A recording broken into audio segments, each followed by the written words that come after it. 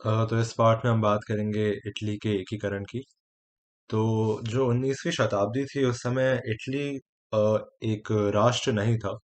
तो उसको हम कह सकते हैं कि वो केवल एक भौगोलिक इकाई थी, जिसमें जो पूर्णतः एक राष्ट्र नहीं थी। तो वो अलग अलग हिस्सों में विभाजित था, अलग अलग क्षेत्र थे जिसको हम इटली कहते हैं आज वहाँ। पर वो केवल एक भौगोलिक इकाई के रूप में थे, और उनमें एकता नहीं थी, तो उनका एकीकरण नहीं हुआ था। सब अलग अलग क्षेत्र थे। राजनीतिक तरह से वो एक समान नहीं थे, सारे अलग अलग क्षेत्रों में विभाजित था ये पूरा क्षेत्र जो था इटली का। तो हम देखते हैं 19वीं शताब्दी में राष्ट्रवाद का जो प्रभाव बढ़ते जा रहा है, उसके साथ साथ इटली के एकीकरण की भावना कैसे आती है वो हम आज इस पाठ में देखेंगे।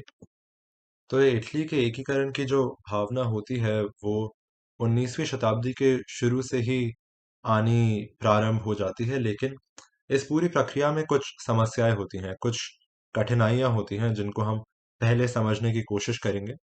तो एक कठिनाई ये होती है कि ऑस्ट्रिया और फ्रांस जैसे जो बड़े यूरोपियन देश होते हैं इस समय, वो इस एकीकरण के लिए नहीं होते हैं। वो नहीं चाहते हैं कि ये एकीकरण हो, क्योंकि वो चाहते हैं कि इटली का जो क्षेत्र है, जो अलग अलग क्षेत्रों में विभाजित है, वहाँ पुरातन व्यवस्था बनी रहे, ताकि जो बड़े देश हैं, जो फ्रांस और इटली जो देश हैं, वो इस पूरे यूरोपियन क्षेत्र पे अपना नियंत्रण बना के रख पाए। वो नहीं चाहते थे कि कोई और ऐसा एक बड़ा देश आए जो उनके प्रभाव पे चैलेंज दे पाए, जो उनके प्रभाव थोड़ा कम कर दे। तो वो चाहते थे कि वो अपना ही नियंत्रण इस पूरे क्षेत्र पे बना के रखें। तो वो इस एकीकरण के लिए नहीं थे। और साथ में इटली में जो रोम जैसे क्षेत्र थे, उन पे जो पोप था, उनका प्रभाव रहता था। तो जो पोप था इस समय वो ये नहीं चाहता था कि इटली का राजनीतिक एकीकरण हो, बल्कि वो चाहता था कि इस पूरे क्षेत्र का एक धार्मिक एकीकरण हो, जिसपे उस पोप का प्रभाव रहे, उसका नियंत्रण रहे। और इसलिए वो भी इस तरह के एकीकरण के लिए नहीं था, उसके समर्थन में नहीं था। और साथ ही साथ हम देखते हैं कि ये जो अलग अलग क्षेत्र में जो इटली विभाजित था, वो सब आर्थिक तरीके से और प्रशासनिक तरीके से बहुत ही अलग अलग थे। तो जो उनकी आर्थिक और प्रशासनिक व्यवस्था थी सारे क्षेत्रों की, वो एक समान नहीं थी, सब अलग अलग थी। कुछ क्षेत्र थे जो ज्यादा अमीर थे, कुछ क्षेत्र उनसे गरीब थे, कुछ क्षेत्र काफी बड़े थे, कुछ क्षेत्र उनसे छोटे थे। तो ये जो सारी चीजें थी, उनकी वजह से इस पूरी एकीकरण की प्रक्रिया में कुछ कठिनाइयां थी, कुछ समस्याएं थी। पर हम देखते हैं कि इन सभी परेशानियों के बावजूद इटली के एकीकरण की भावना इस सदी में काफी मजबूत तरीके से उभर के आती है। इसके भी कुछ कारक हैं जो कि हम अब पढ़ने की कोशिश करेंगे। इस एकीकरण की भावना एक प्रमुख कारण ये था कि जो इटली जैसे क्षेत्रों के लोग थे, जैसा हमने पढ़ा है, फ्रांस में इस समय राष्ट्रवाद की भावना बड़े मजबूत तरह से उभर के आ रही थी। तो वो भी जो फ्रांस में अलग अलग चीजें हो रही थी, उनसे प्रेरणा ले रहे थे। तो इसी वजह से यूरोप के कई अन्य क्षेत्रों में भी राष्ट्रवाद की भावना इस समय उभर के आई, क्योंकि फ्रांस में जो जो भी हो रहा था उससे बाकी क्षेत्रों के लोग भी प्रेरणा ले पा रहे थे। और इस समय नेपोलियन के जो अभियान हुए, जो नेपोलियन ने इटली में भी अपने अभियान किए, उनके कुछ अप्रत्यक्ष प्रभाव हुए, जिनसे भी ये एकीकरण की भावना और मजबूत हुई। तो नेपोलियन ने जब इटली में अपना अभियान किया, तो उसने इटली के क्षेत्र को तीन गणराज्यों में विभाजित कर दिया, जो कि थे सिस्पाइन, लेगोलियन और ट्रांसपेडन। तो इन सब में उसने इटली के क्षेत्र को विभाजित किया। नेपोलियन ने और दो तीन चीजें की जिनसे एकीकरण की भावना पर हम प्रभाव देख सकते हैं। जैसे नेपोलियन ने जब अपना इटली में अभियान किया, तो उसने यातायात व्यवस्था जो थी इस क्षेत्र में, उसको काफी मजबूत कर दिया। तो ये जो यातायात व्यवस्था थी, उसकी वजह से लोगों में संवाद और आसान हो गया, तो वो आपस में संवाद कर पाए।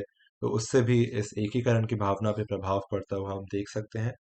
और साथ ही साथ जो एक और चीज नेपोलियन ने की, जिसका हम बहुत अत्यधिक प्रभाव हम देख सकते हैं एकीकरण की भावना पे, उसने पूरे इस क्षेत्र में एक प्रकार की प्रशासन व्यवस्था लाई, जो कि पहले नहीं थी। जैसा हमने देखा, अलग अलग क्षेत्रों की प्रशासनिक व्यवस्था अलग अलग थी, लेकिन नेपोलियन के अभियानों के बाद यहाँ एक समान प्रशासनिक व्यवस्था आ चुकी थी, जिसके कारण एकीकरण की भावना भी अब आ सकती थी।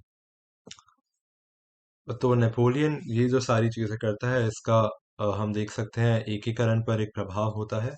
लेकिन नेपोलियन के पतन के बाद भी, जैसा हमने पढ़ा कि 1815 में जो वियना सम्मेलन हुआ था पुरानी व्यवस्था को मजबूत करने के लिए, उसमें भी हम कुछ ऐसे परिवर्तन देखते हैं जो एकीकरण की भावना के साथ जुड़े हुए हैं। जैसे इस सम्मेलन में हम देखते हैं कि पिएडमोंट और सार्डिनिया जो क्षेत्र होते हैं इटली के, उनका एकीकरण हो जाता है इस सम्मेलन के बीच। तो इस जब इन दोनों क्षेत्रों का एकीकरण होता है, तो इससे हम देख सकते हैं अन्य क्षेत्रों को भी प्रेरित होते हुए एकीकरण की तरफ। और इसको हम एक प्रारंभिक रूप से देख सकते हैं कि कैसे एकीकरण की शुरुआत होती है इटली में। और फिर 1815 में ये होता है, 1820 में हम देखते हैं कि ऐसे शुरुआती प्रयास चालू हो जाते हैं एकीकरण के लिए। जैसे एक आदमी हम देखते हैं मैज़िनी, जो कि इटली में होता है, उस उसके काफ़ी हम इस पे प्रभाव देख सकते हैं एकीकरण पे। एक इस समय कार्बोनेली करके एक गुप्त दल भी आता है, जो कि एकीकरण चाहता होता है, एकीकरण के समर्थन में होता है। तो जो कार्बोनेली जो गुप्त दल होता है, वो मैज़िनी का उन पे प्रभाव रहता है। तो वो कई ऐसे आंदोलन करते हैं, जो कि कार्बोनेली दल ऐसे आंदोलन करता है उनके योजनाओं के अनुरूप, जो कि एकीकरण के समर्थन में होते हैं। तो ये जो भी आंदोलन होते हैं मैज़नी के समर्थन के साथ, कार्बोनेली जो दल होता है उसके समर्थन के साथ, जो ऑस्ट्रिया का चांसलर होता है मेटरनिक, जो कि पुरातन व्यवस्था चाहता है, जिसने वियना सम्मेलन की शुरुआत की थी, वो इन सबके समर्थन में नहीं होता है। तो मेटरनिक जो ऑस्ट्रिया का चांसलर होता है, वो इन सभी आंदोलन पर रोक लगाता है, वो इन आंदोलनों को आगे नहीं बढ़ने देता है। और इसके बाद मैज़नी को इटली छोड़ के जाना पड़ता है, जब मेटरनिक इन आंदोलनों को रोक रहा होता है। तो मैज़नी जो होता है वो बड़ा आदर्शवादी होता है, उसका व्यवहारिक गुण उसमें उतना नहीं होता है। तो इन आंदोलनों पर जब रोक लग जाती है, तो उसके बाद उसे इटली छोड़कर जाना पड़ता है। लेकिन जैसा हम पढ़ रहे थे, 1848 में क्रांतियां हो रही थी राष्ट्रवाद के लिए। तो 1848 में जो फ्रांस में क्रांतियां हो रही थी, वो बाकी यूरोप के अन्य क्षेत्रों में भी फैल रही थी। तो काफी यूरोप में इस समय समय काफी क्रांतिकारी था। तो 1848 में यहाँ भी काफी क्रांतियां हुई, जिसकी वजह से मेटरनिक को यहाँ से जाना पड़ा और मैज़िनी वापस आया उसके बाद। और मैज़िनी ने पूर्ण एकता के लिए का समर्थन अपना दिखाया। उसका ये मानना था कि पिएडमोंट और सार्डिनिया जो पहले एक हो चुके थे, उनके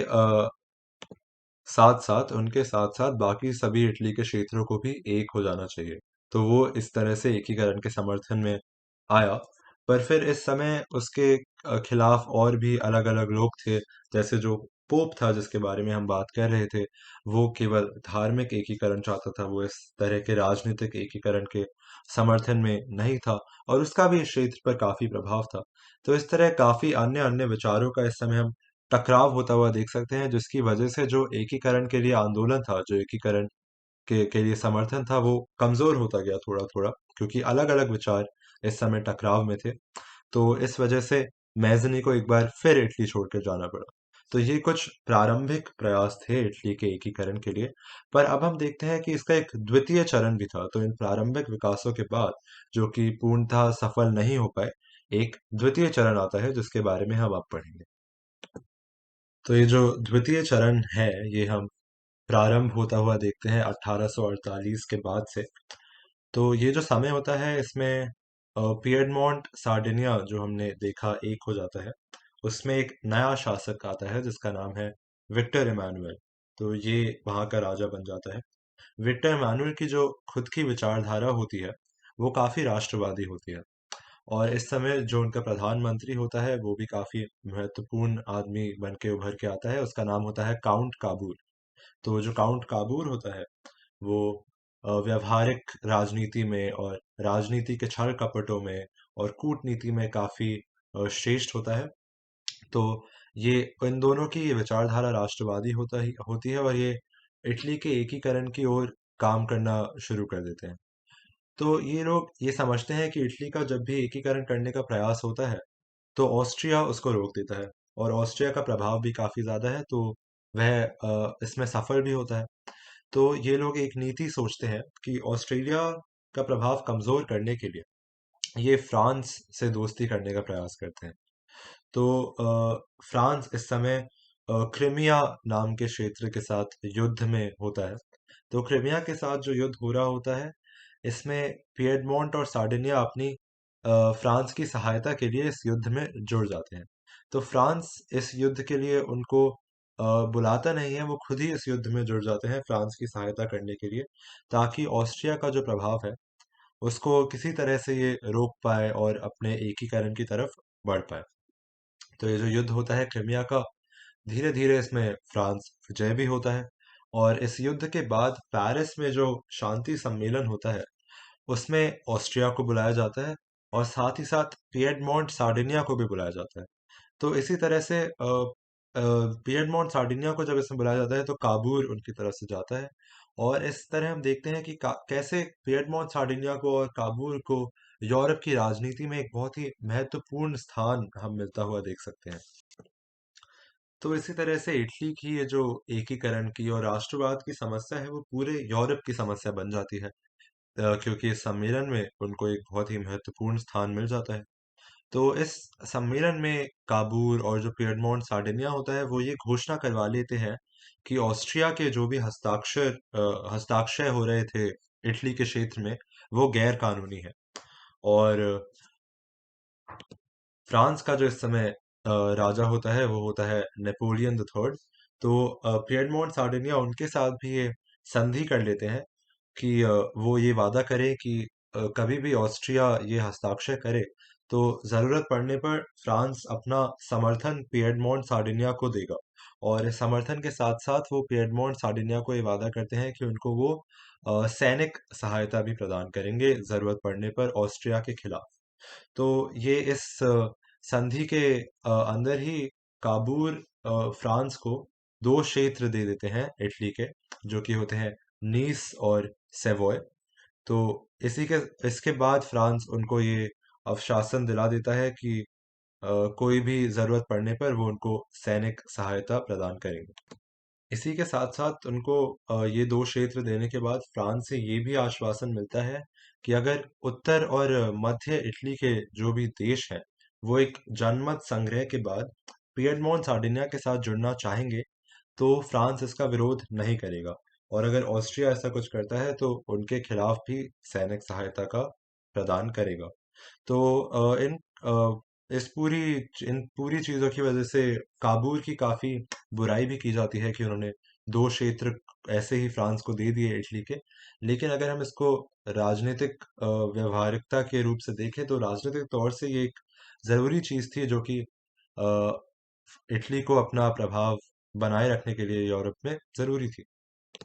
ये हम देखते हैं 1859 और 60 में जब ऑस्ट्रिया और पिएडमोंट सार्डिनिया के बीच युद्ध प्रारंभ हो जाता है। तो जब ये युद्ध प्रारंभ होता है तो जैसा फ्रांस ने उस संधि में आश्वासन दिलाया था, फ्रांस पिएडमोंट को सैनिक सहायता प्रदान करता है। और इसी इसके साथ हम देखते हैं कि फ्रांस और पिएडमोंट सार्डिनिया इस युद्ध में विजय होने लग जाते हैं। तो ऑस्ट्रिया का एक लोम्बार्डी करके जो क्षेत्र होता है उस पर इनके सैनिक कब्जा कर लेते हैं। और ऐसे ही इनका प्रभाव बढ़ते रहता है उस क्षेत्र में।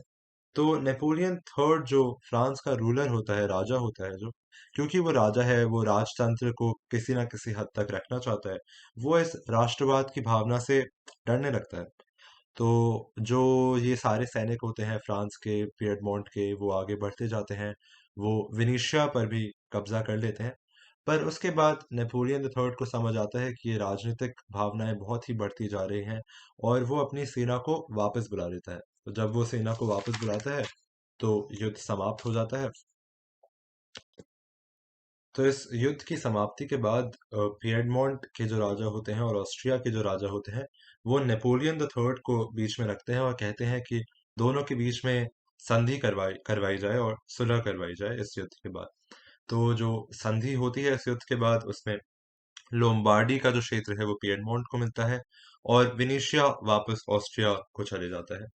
और इस युद्ध की समाप्ति के बाद जो काबूल होते हैं वो अपना ध्यान उत्तर और मध्य इटली के क्षेत्रों पर लगाते हैं। तो वो इन क्षेत्रों में जनमत संग्रह करवाते हैं जिनमें सभी क्षेत्र उत्तर और मध्य इटली के, रोम को छोड़कर सभी क्षेत्र इटली में मिलने के लिए राजी हो जाते हैं। तो पार्मा, मोडेना, टस्कनी जैसे जो भी क्षेत्र होते हैं इटली का हिस्सा इस जनमत संग्रह के बाद बन जाते हैं, और इन सब का एकीकरण साथ में हो जाता है, और इन सब का राजा बन जाता है विक्टर इमानुअल, जो कि पिएडमोंट सार्डिनिया का राजा पहले से होता है।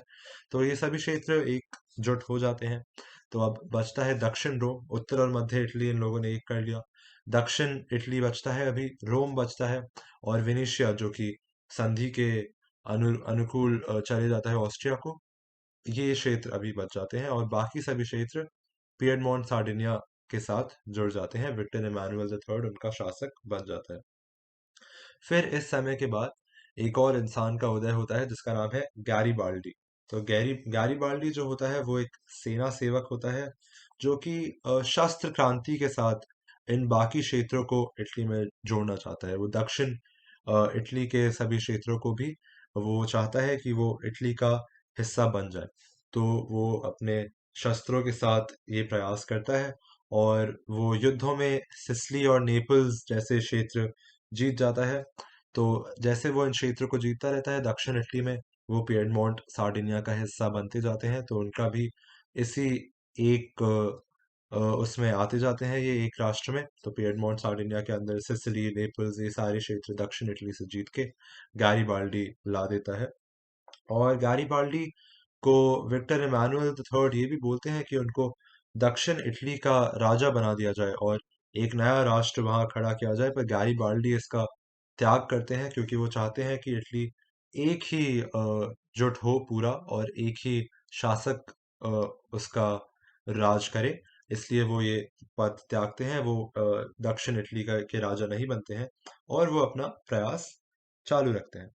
तो इसी समय के आसपास काबूल जो प्रधानमंत्री होते हैं उनकी मृत्यु हो जाती है, लेकिन एकीकरण के जो प्रयास है वो फिर भी चालू रहते हैं। तो एक और ऐसा महत्वपूर्ण चीज जो होती है वो होता है 1870 में, जब फ्रांस और प्रशिया के बीच युद्ध प्रारंभ हो जाता है। तो ये जब युद्ध हो रहा होता है तो फ्रांस जो कि होता है वो पोप को अपना समर्थन प्रदान नहीं कर पाता है। तो इतिहास में हम देखते हैं फ्रांस हमेशा पोप को अपना समर्थन प्रदान करता था, पर इस समय जब फ्रांस युद्ध के बीच है तो वो पोप को समर्थन प्रदान नहीं कर पाते हैं। तो इसी चीज का फायदा उठा के इटली में रोम, जिसपे पोप का प्रभाव रहता है, रोम वापस पिएडमोंट सार्डिनिया में विक्टर इमानुअल थर्ड ले पाते हैं। तो रोम भी अब इसी एक उसका हिस्सा बन जाता है। और इसी के साथ हम देखते हैं कि इटली पूरा एकजुट हो चुका है। जो उत्तर और मध्य इटली के देश थे उनमें जनमत संग्रह के वजह से एकीकरण हो पाया।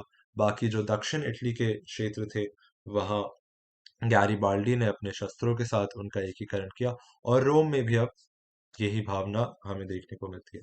तो इस तरह हम देखते हैं कैसे राष्ट्रवाद की भावना उठते उठते इटली का एकीकरण होता है। और ये होता है क्योंकि जनमानस में जो राष्ट्रवाद के लिए चेतना होती है वो बढ़ चुकी होती है। ये हम अलग अलग जनमत संग्रहों में भी देखते हैं। लेकिन ये जो बाकी भी ये सारी चीजें हो रही हैं ये इसलिए हो पाती हैं क्योंकि लोगों के मन में एक राष्ट्रवाद की भावना होती है और एकीकरण की भावना होती है, जो कि अब उत्पन्न हो चुकी है। तो इन्हीं की वजह से इटली के पूरे क्षेत्र का एक राष्ट्र में एकीकरण हो पाता है। अब हम अपने अगले पार्ट में देखेंगे कैसे अन्य क्षेत्रों में भी ऐसे राष्ट्रवाद की भावना और एकीकरण की भावना आती है, और हम देखेंगे कैसे वहाँ इसका अलग तरह से कैसे इसका जो भी घटनाक्रम होता है। धन्यवाद।